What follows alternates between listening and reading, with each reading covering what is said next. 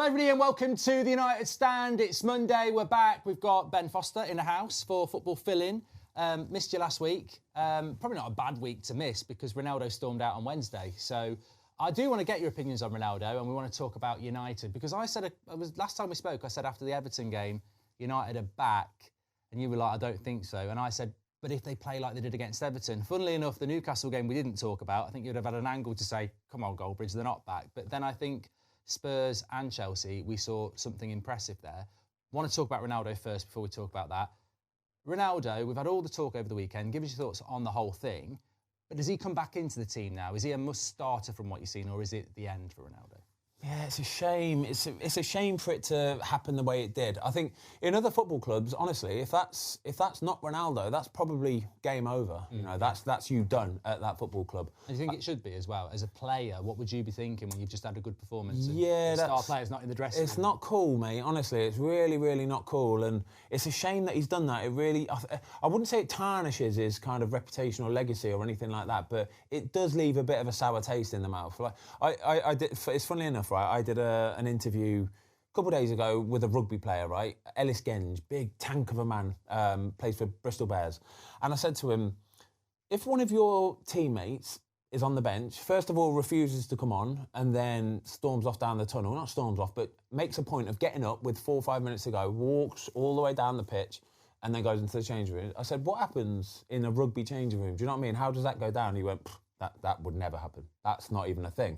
And I went, but what if it did happen? And he went, somebody would probably grab him by his ear and rip him down the side of the pitch and back onto the bench again. And I was like, seriously? And he went, oh yeah. He said that would never happen in rugby. And if it did, it would be game over. You would never see that bloke again. He said, but you don't get those kind of characters.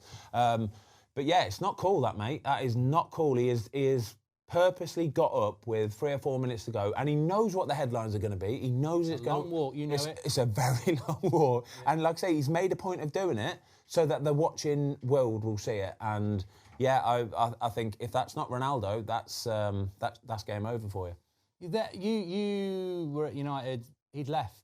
No, I was there. Yeah, he was there. But he left when you were still there, didn't he? I think we both left at the same time. Okay. So a few people have said that if Sir Alex was in charge, Ronaldo would never play again. I said, I think you're wrong on that. I think Sir Alex Ferguson has a different relationship with Ronaldo. And I also think it's wrong when people start going, Sir Alex this, Sir Alex that, would kick him out. Because we saw Roy Keane over the weekend, Rio Ferdinand, they were obviously teammates of Ronaldo as well. You've spoke glowingly of him. And they've sort of said, communication, he should still be playing. But I think that Ten Hag's handled it right. He's suspended him, obviously. I suppose the next step is we've got Sheriff on Thursday in the Europa League. Rashford's not really scoring goals. Martial's not fit. Can't do anything till January. What do you think happens next? Because it's not just whether Ten Hag plays him and whether you think he will play him. Will Ronaldo properly apologise anyway, or do you think he'll go to the World Cups in a few weeks? I ain't apologising, I'm off in January. But how does it? What's next? You saw his Instagram post, mate. He's not apologising. There's no way he's apologising. If Alex Ferguson was the manager, this wouldn't have happened in the first place, okay? Because I think they're both got so much respect for each other that wouldn't even be a thing. Ronaldo clearly feels like he's basically he's not getting the respect from Ten Hag, which is a shame. He feels like that, and I think sometimes you have to. Think he should be getting the respect? Not necessarily. No, I don't, because you have to play the players that are doing it on the pitch. And don't get me wrong, Rashford's not scoring goals and he's not ripping it up, but Man United are getting results, and I think that's the main thing. At the end of the day, you have to look at what's getting results, and it's just a shame for United that they've got nobody else in reserve to go. So your arm's almost forced to either keep playing Rashford, who's not doing particularly brilliantly, or you put Ronaldo back in. But that sets a bad tone for the rest of the lads. So the lads will see that Ronaldo can do one of these things, which is pretty bad. It's a pretty bad thing to do, yeah. And then he gets straight back in the team, and that's a bad place to be in when other lads see that and they think, oh, well, he can get away with murder, basically. I think it's interesting. I quite like the Formula One, and I was watching it yesterday. And the great thing about Formula One is you end up with these great racers like Vettel and Alonso. And although they're still great racers, they do drop down to the teams that aren't winning anymore. Yeah. And it sort of carries on, and everyone respects them, but they're not really competing anymore. In football, United have sort of been set up to struggle here. because Ten Hag's a new manager building a 3, 4, 5-year plan, which Ronaldo will never be part of. And then you've got Ronaldo, who's right at the end of his career, who just wants to play, score goals, break records. I completely think Ten Hag's done the right thing. I'm a massive fan of Ronaldo. To me, it just doesn't work, and I'm massively intrigued as to what happens in the immediate future. I think he goes in January. Yeah. I think he goes in January for sure. And that's whether they transfer him or they just come to a mutual agreement and say, right, let's cancel the contract and you go. Do you think they should have? Because I was arguing about this on Thursday. I don't know whether you saw it, and I got a bit of kickback. People even defending the Glazers because I said I could see this coming a mile off in August. He didn't go on the pre-season tour. He wanted to leave. Ten Hag started the season without him, put him on the bench. It was absolutely inevitable. And if you've got a proper director of football and a proper owner, you're going to do in January what you should have done in August, and you prevent all of this. Because United have played well in the last 2 games. We're still talking about Ronaldo. And you will do, because he's basically, Messi and Ronaldo are the greatest players that's played the game in the last 30 years. That, like you say there, though, if you had a proper director of football who is really sitting on top of all the players, and he knows the relationships, he knows how it works in the changing rooms, he knows egos, he knows how their characteristics, all that kind of stuff. He would have taken one look at Ronaldo and gone, you're not ready for this year, you don't want to do this, do you know what I mean? And that can have a bad effect on other people as well, and on the team unit as well, because when you've got a player that quite clearly wants to leave or doesn't want to be there, sometimes you're best off just going, right, let's sort something out. Let's sort something out. We might not get the transfer fee we want, and it might not be handled the way it is, but we'll get you out the door because you want to go somewhere, and it probably serves us as well. Gets you off the wage bill anyway. But I guarantee you, United will have fined him a couple of weeks' wages for what he did last week, and that's probably saved him the best part of £1 million. Yeah. But it's interesting because you get some United fans saying, you know, you can't let him go for nothing in August and terminate his contract. But why? I don't get that. Why? August to January is 5 months. That's probably 10, 15, 20 million in wages alone. Yeah. That you're spending for nothing anyway. But he's not got no value either, really, has he? Come on, there's nobody. But people were saying, Ben, and I was have to ask a question about this. Actually, just dropped into my head. People saying, but nobody. There'll be people in this chat, but nobody wanted him, and I'm like, nobody wanted to pay for him. Obviously, if he was terminated contract, and Man United just basically saying free transfer, which they'll do in January, there'll be loads of clubs who want him. Because he'll probably drop his wages down to go in the Champions League. Virtually every team would want a Ronaldo on their team. They would still want this Ronaldo right now that you see before you. The problem that he brings is, like I say, one is the transfer fee, but then two, the wages, because teams can't justify it. They can't. If they're paying, what are Man United paying them? £500,000 a week. Yeah. £500,000 a week. There's probably one team maybe in the Premier League that could do that. Two. Chelsea, and also, it's irrelevant. maybe. You know, when you think about it, people go, no one wants him.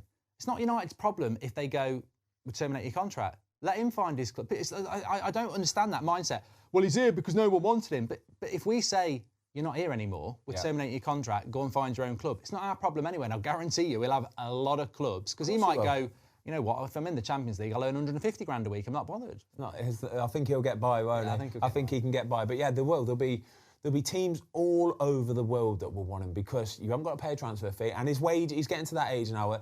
Don't get me wrong, he's still got that commercial thing where he will bring a lot of that in, but he'll have to drop his wages. Like I say, 150, 200, I think he'll be all right. I'll tell you how big his commercial value is. It's been a very interesting few days on the United stand because it sometimes gets called the Ronaldo stand because I love Ronaldo, but I've completely said this is unacceptable. You can't do that. But the amount of people... I was thinking over the weekend, the things he could do and people would still stick up for him. Yeah. I think he could have walked on the pitch on his way off the pitch, took the ball, said, that's my ball, stopped the game, gone home, got spray paint all over Ten Hag, had a big dump on his car, the whole lot, and they still would have gone, Ten Hag's disrespected him. So wherever he goes, there is a Ronaldo FC. I still don't think... I disagree with what some of the pundits have said, though, about Ten Hag's disrespected him. I disagree with that. I do. I just think that Man United have been playing well. They've been playing good football. Like, the Chelsea game, the Tottenham match was incredible. And you can't expect to play if you're in that. But again, this is another thing I wanted to say, actually. I remember back in the day when I was at Man United, I remember sitting on the bench and Paul Scholes was sat a couple seats next to me, right? And there was about 3 minutes left of the game. Man United were like 3 or 4-0 up or something like that.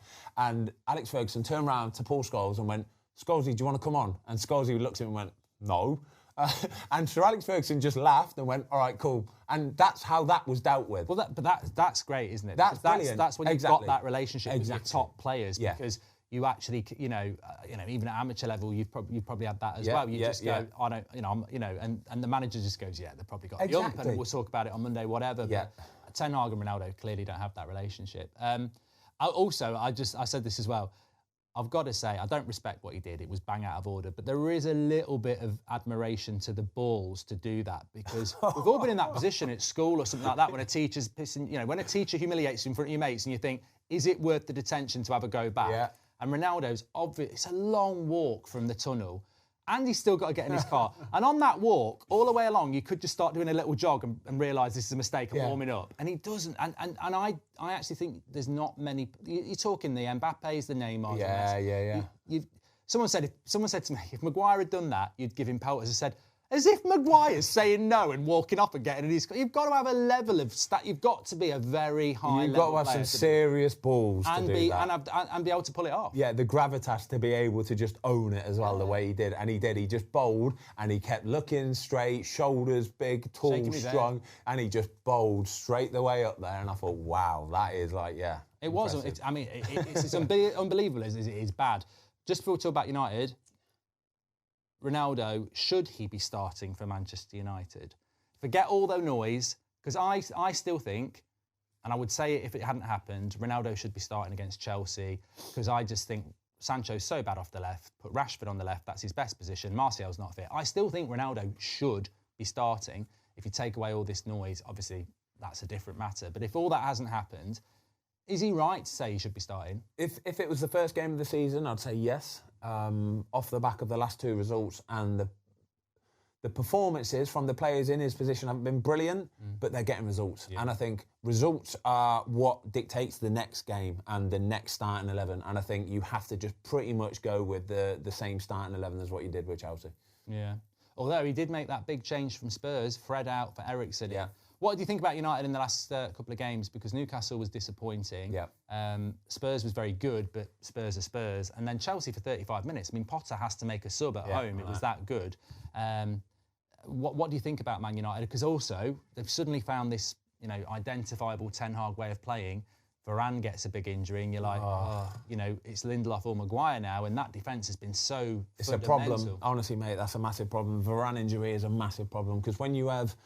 You can see it go... The confidence it breeds throughout the whole team of having Varane and Martinez. I've got to say Martinez is a savage. He is. I love his aggressiveness. I love it. I do. And do you know who's got a little bit of that in him as well? Anthony. He's got this little bit of It's like a South American thing. It is. It's like the South American kind of just...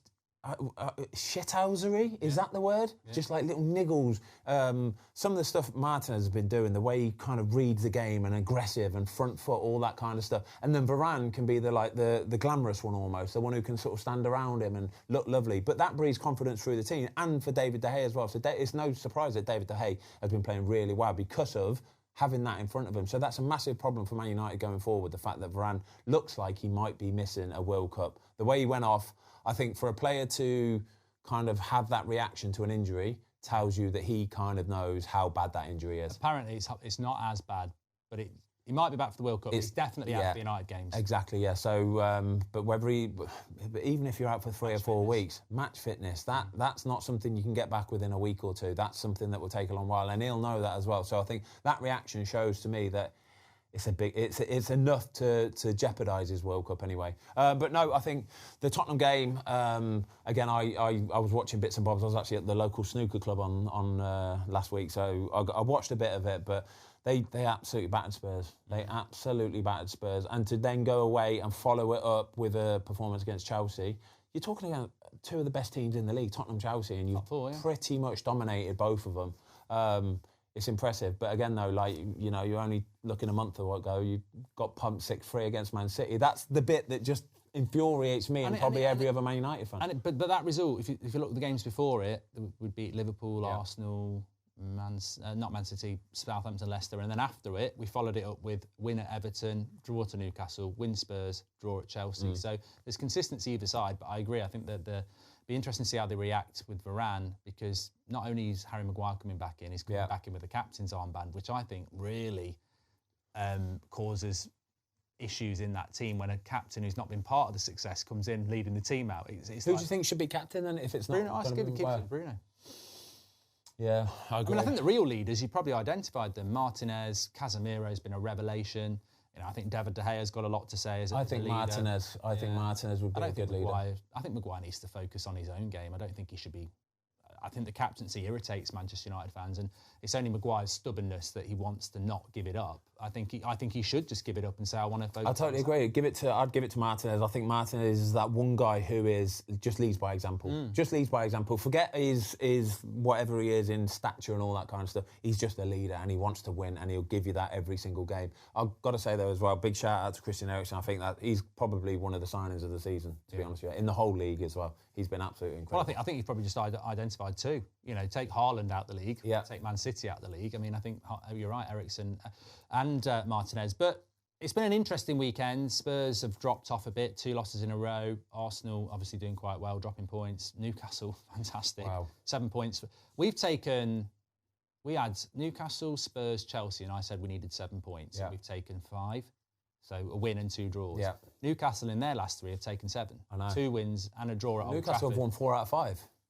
4 wins and a draw out of the last 5. Top 4, and Man United back in it again?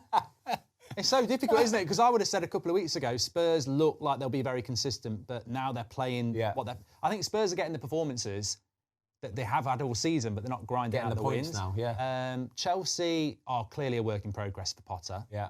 United, we've just mentioned the squad issues if they get a couple of injuries. And then Newcastle have got no European football.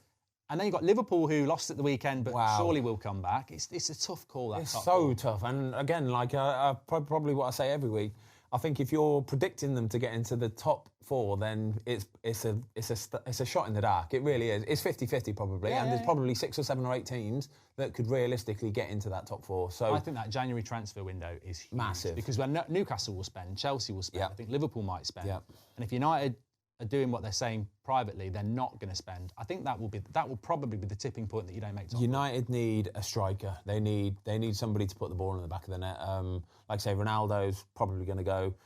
Rashford just doesn't look like he can do it, but he looks like he's off the wing, doesn't exactly, yeah. So Martial's too injury prone. It's a big striker. It has to be a big striker, but everybody wants a big striker.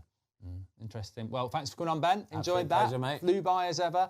We need a striker in January. We need to spend in January. I think top 4 is going to come down to who spends in January. Do you agree? I totally agree. Yeah. But where are you going to get that striker from, mate? They cost a lot of money, they do. I'll get me on the job. I'll find one. I've got a football manager now. Goldbridge. Goals in Goldbridge. Yeah. I'll do a better job. I can finish better than Rashford. Probably not. Anyway, thanks, Ben, for coming on. Pleasure, mate.